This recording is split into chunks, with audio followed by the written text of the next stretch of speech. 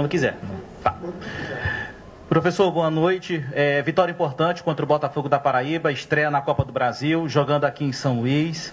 O Flamengo criou muitas oportunidades, mas o que é que faltou para esse placar ser mais elástico, vamos dizer assim? O gramado contribuiu com essa questão, já que é um gramado fofo, pesado, e quem joga aqui normalmente no Castelão sente bastante. Bom, boa noite. Fizemos um jogo com muito volume, muita posse, criamos muitas chances e faltou fazer o gol. Faltou colocar a bola para a rede.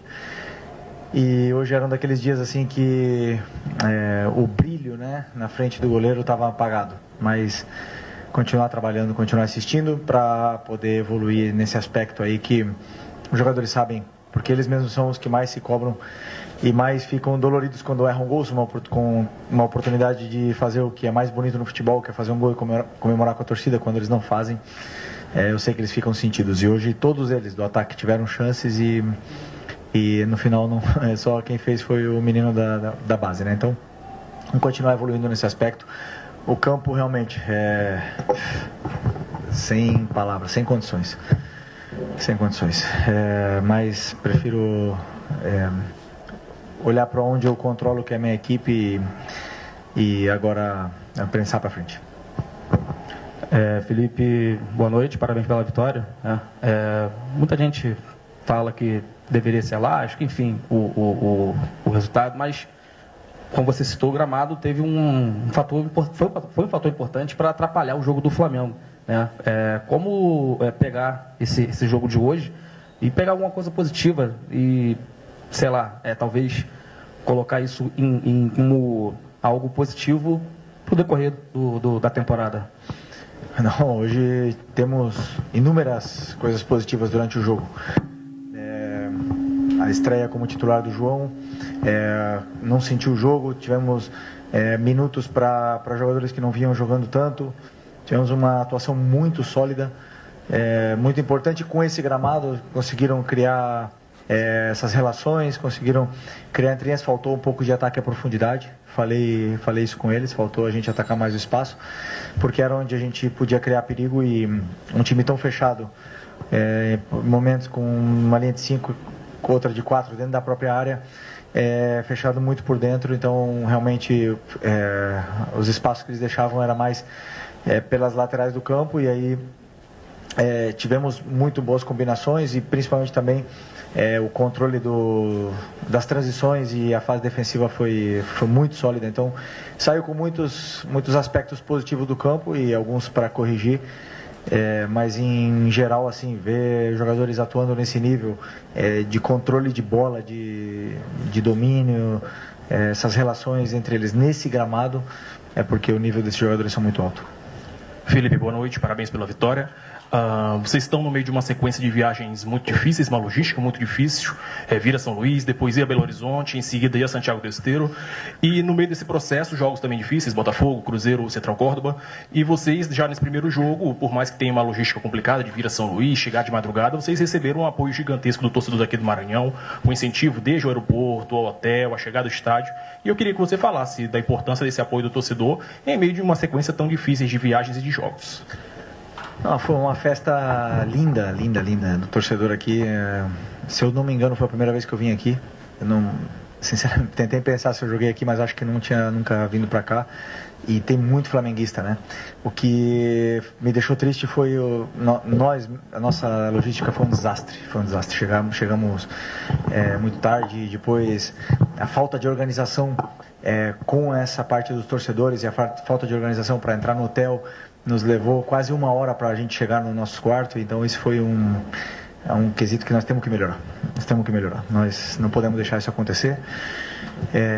Mas, por outro lado, ver essa festa linda que o torcedor tem feito para a gente e recebido a gente onde a gente vai, quer dizer que eles estão fechados e encantados com o nível de atuação dos jogadores, eles se sentem representados pelos jogadores e lotam o estádio. Isso é o que me deixa feliz, o que me representa como treinador, e me deixa muito orgulhoso de que exista essa comunhão com o torcedor e a nossa equipe.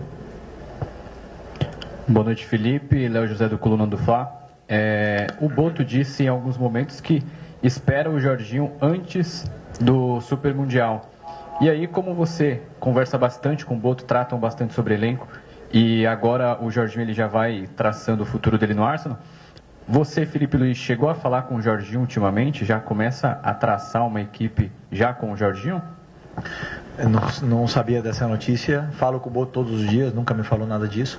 O Jorginho não é jogador do Flamengo, é do Arsenal, e portanto não posso falar de jogadores que não pertencem ao Flamengo, né? Mas um grande jogador, um grande respeito por ele, e é bom que o Flamengo esteja olhando esse tipo de jogador de alto nível para poder melhorar ainda mais o nosso elenco, mas no momento eu não sei nada. Felipe, boa noite. Thiago Lima aqui do GE. Eu queria que você comentasse um pouquinho sobre o Joshua, o Felipe, que foi seu jogador, né, no Sub-17. O que te chamou a atenção nele? Até para furar a fila do Sub-20, né, de vários jogadores do Sub-20, mas ele veio já para o profissional. E o que te chamou a atenção do período que você treinou ele? Bom, o Joshua era meu camisa 10 no Sub-17. Me emocionei muito, né, como quando ele fez o gol, assim. Eu acho que para um treinador, poucas coisas que você vai fazer vai te deixar tão realizado como colocar um menino de 17 anos que foi o teu jogador na base, e ele quase praticamente, acho que no segundo toque na bola, ele fazer o gol 1-0, que não é o 3 ou 4-0. Isso me deixa extremamente feliz, né? O que eu vivi hoje com ele me deixou muito emocionado, realmente muito emocionado. Um menino muito especial, era, como eu te falei, é o meu camisa 10 no Sub-17.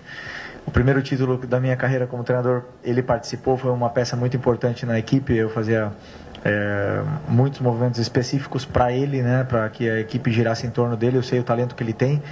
É um meia que joga na mesma posição do Arrascaeta, tem um talento e tem principalmente muita frieza na área. É um cara que decide muito bem.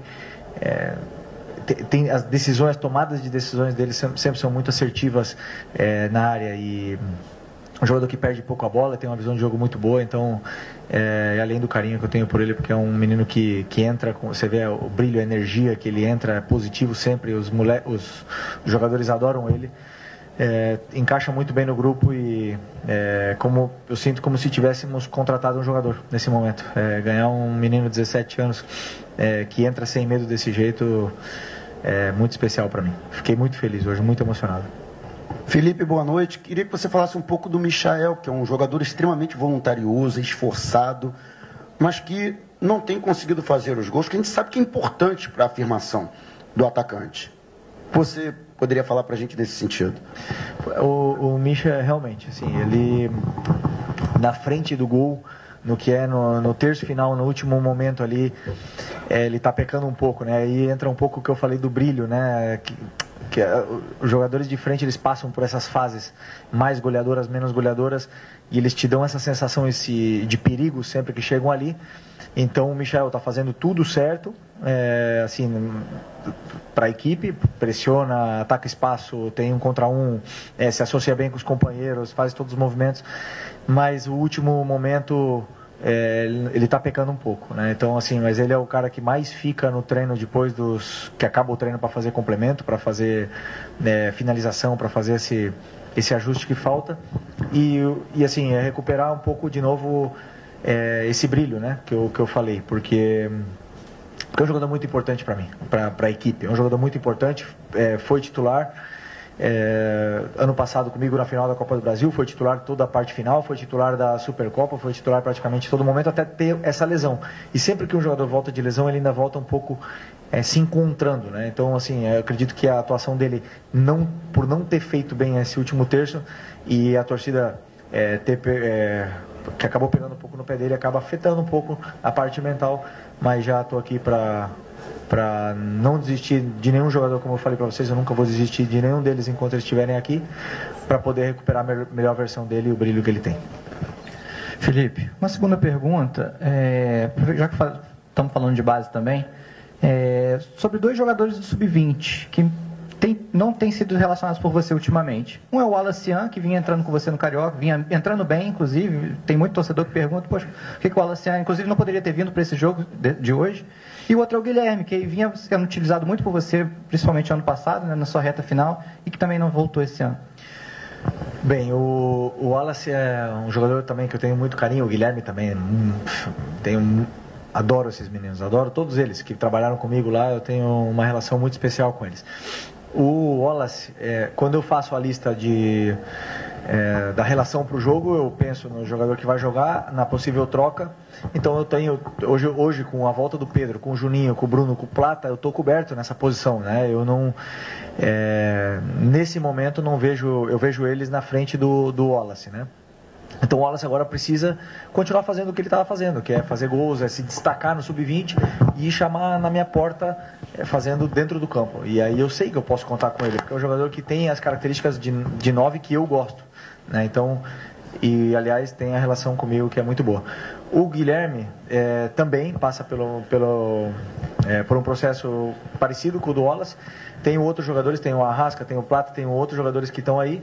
E hoje eu optei pelo Joshua, que vem treinando comigo, vem treinando muito bem, completou viagens, viajou comigo para Libertadores, fez vários treinos, encaixou muito bem no grupo e vem se destacando nos treinos. Isso que é o que eu mais vejo, o jogador que fala dentro do campo. E o Joshua está falando dentro do campo, me deu a segurança de poder colocá-lo hoje no campo e ele acabou rendendo, né, mesmo que foram só 10 minutos.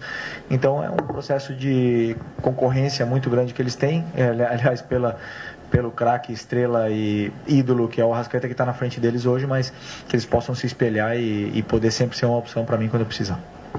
Felipe, boa noite. Rádio Tabajara de João Pessoa.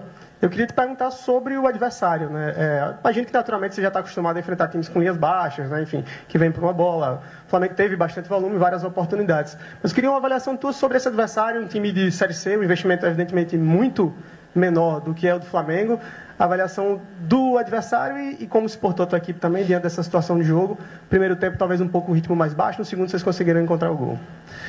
Bom, a análise que eu fiz do Botafogo da Paraíba foi uma análise onde eu imaginei um jogo difícil pelo gramado, pela situação do gramado, de campo, mas assim, reconhecendo claramente a nossa superioridade técnica, né, dos jogadores, assim. Por mais que tenha um time bem qualificado, um time que você vê que estão com as ideias muito claras, bem treinado, principalmente na fase defensiva, me demonstrava que iríamos ter dificuldade de entrar por dentro nessa equipe.